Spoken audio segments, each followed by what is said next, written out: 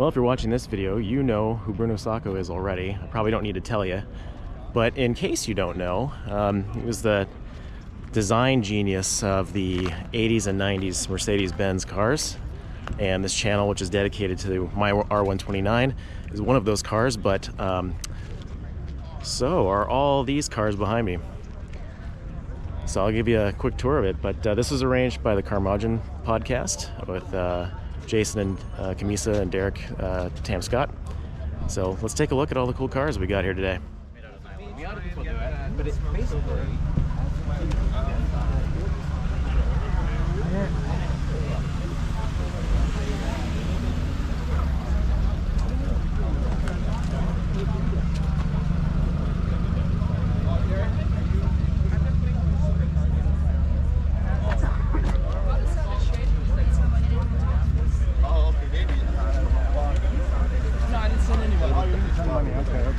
I was going back and forth.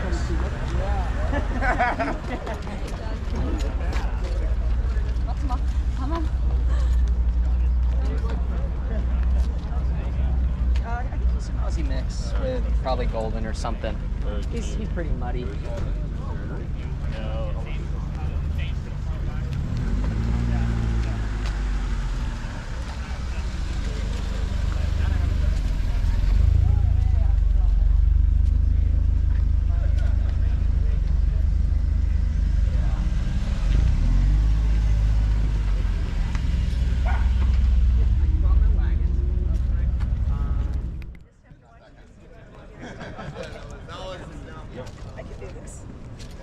All the answers are out there. They are, kind of.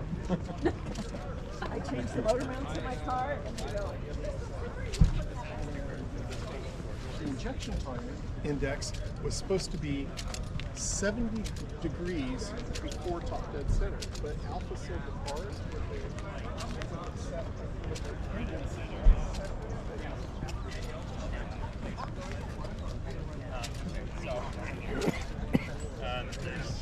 yeah, thank you. I really it was a chore for me to get Bluetooth into my old Becker. Yeah. So what I had to do was I had to Oh yeah. But even though Way too much about these cars. What do you have? right there. Mine's all the black one. gray, dark. Yeah, this. That's a repaint. This is the repaint. This one. We've had it. Pretty good at painted looks.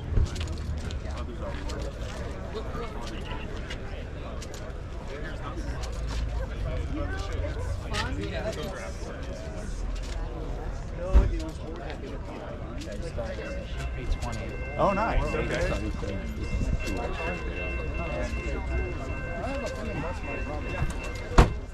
If you the cam seals have never been changed.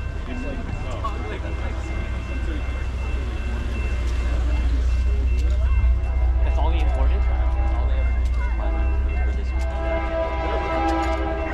It was like 2 years. And then they stopped.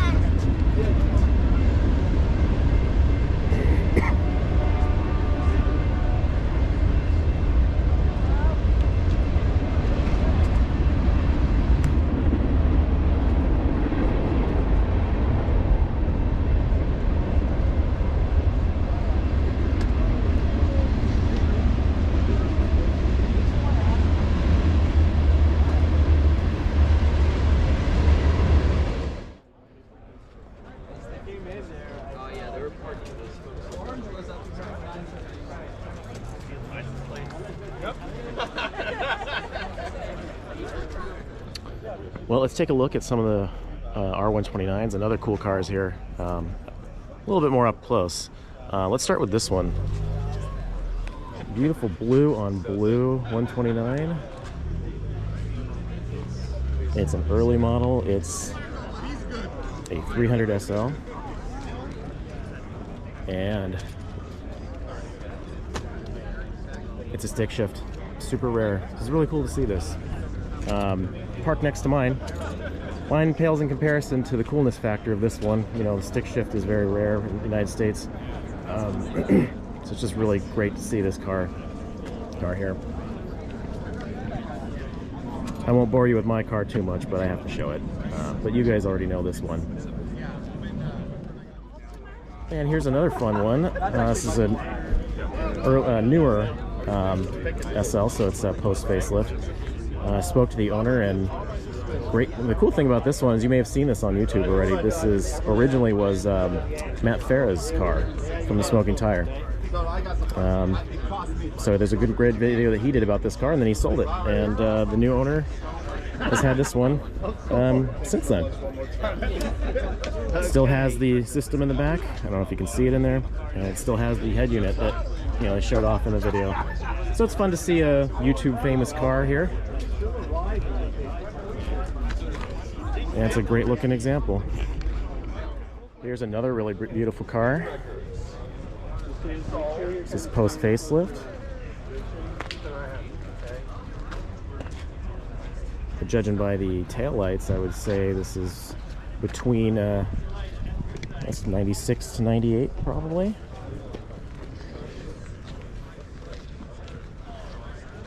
It's really great at the show to see some different colors finally. You know, I love my car, but black is pretty common. This is a 6-cylinder, if you can't see by the badge in the shade here. It's a SL320. Super cool interior there.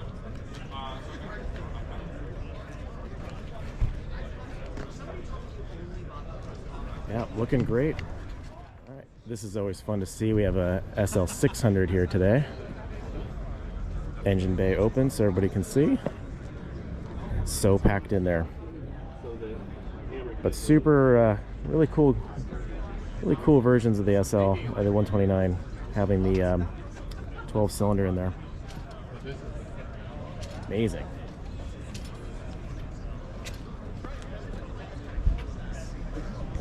So if you listen to the Carmudgeon podcast, then you're familiar with this car. If you're not, it's owned by one of the hosts, Derek's car. It's an imported purple 124 wagon. Manual, dogleg manual.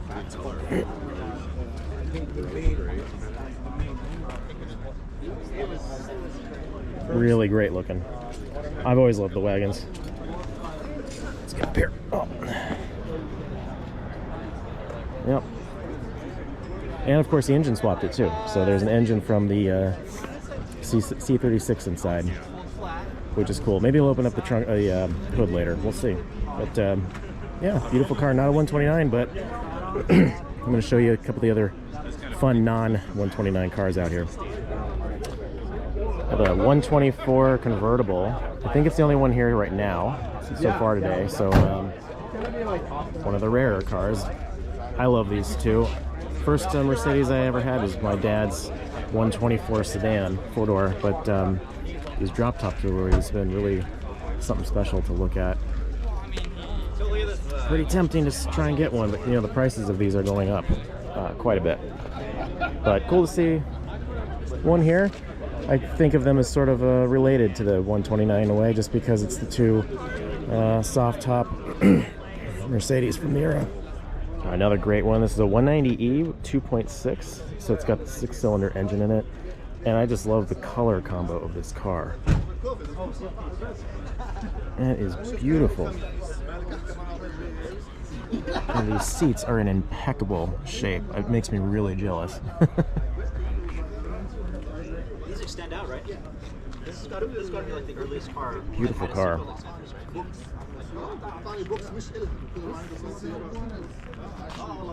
Not many people have been looking at it or standing around it. It's off here in the corner, but I think it's one of the prettiest little cars that we've got here.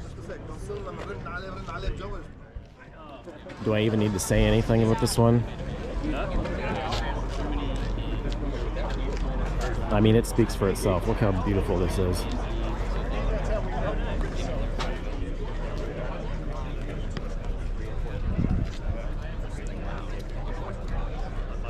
This one is not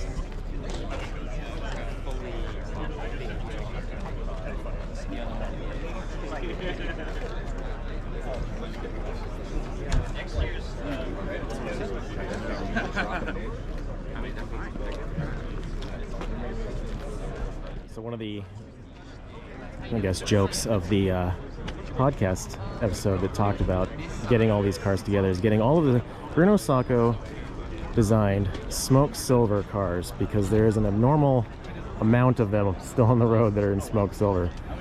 And they wanted to get one of each type. So we've got a 124 there, two 201s, 124 drop top, 124 wagons, two of them, and a 140 over here. I really like it. So all the smoked silvers are supposed to get together up here.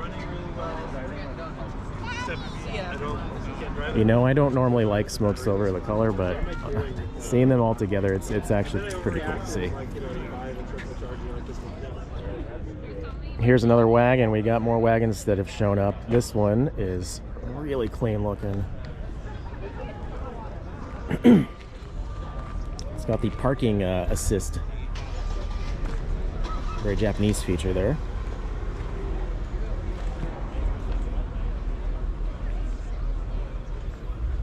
Tinted windows. You can't really see in there very well, but that's all right. E320. AMG exhaust down there. Next to another wagon. Gray interior on this one, no tint.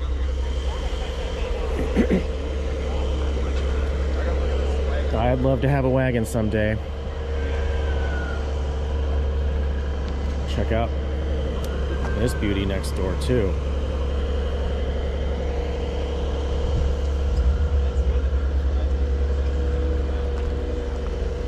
I'm not a huge fan of Mercedes-Benz design prior to, you know, the classic or the well-known Bruno Sacco era. However, the SEC has always been the exception. It's gorgeous. Wonderful looking car. Infinitely better. All right, here's that purple wagon again with the C36 engine in it.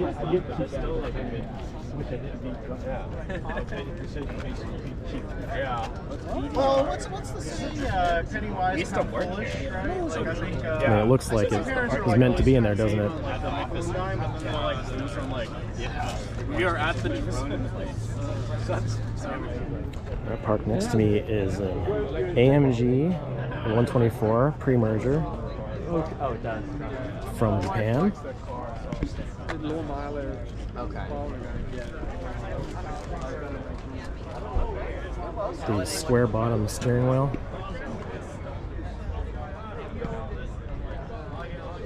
I talked to the owner for a few minutes, and he said he bought this off of, it's a classic story, bought it off of an old lady who just had it. Spent some time in Japan, obviously, but also then spent some years in South Africa. And then I came back here, and when he bought it, the lady said it was haunted. You know, do one thing, another thing happens, that sort of thing, and he knew right away, well, that's a wiring harness issue, and so he bought it right away and fixed the wiring harness, and now he's got this, and he's had it for the last 16 years, he said. There's a lot of 500Es here, but I think this was just that much more special, which is weird to say, but you know, when there was 9 500Es here today, this one stands out. It's a lot more rare and just beautiful. A really great example. Well, I'm back home, and it's a few days after that last shot you just saw. I didn't do a proper closeout while I was at the show. I had to get on the road and come on back home. But I wanted to share a couple of thoughts real quick at the end here. The meetup was great. Again, I want to thank the Carmudgeon podcast for organizing that show. It's something I've been looking forward to for a really long time, ever since they mentioned it. It was fantastic seeing over 80 cars, you know, that were part of the Bruno Sacco design history all together there. You know, I was parked next to, I think it was up to 9 500Es at some point. Someone had mentioned that's the most 500Es that they had seen ever in one time. Probably the most anybody will see together for a long time. Super unique. You know, one make shows are unique. but also to then just get one slice of a period of time for a show is just great. The other part too is I drove my car behind me to and from the show. I went up the 5 freeway on a 7-hour blast up the freeway. I took only a 3-minute stop for gas. The car did fantastic. It actually got some great gas mileage, funny enough. So as long as these things are sitting at 85 miles per hour for 7 hours straight, they'll get great gas mileage. It's when they're around town that they don't exactly. But it did fantastic. The way home, I spread that out over 2 days, so I did some more twisty roads on the way home. Stayed by the beach in Cambria and then came back home via the 101. Didn't take any shots of that. This video is more about the show. Again, a pretty unique experience. Thought it was fantastic to see all of those cars. Met some cool people too. Talked to them about their cars. Yeah, overall, great show. I hope you enjoyed the video. Let me know if there's anything else you want to hear about or see. See you guys soon.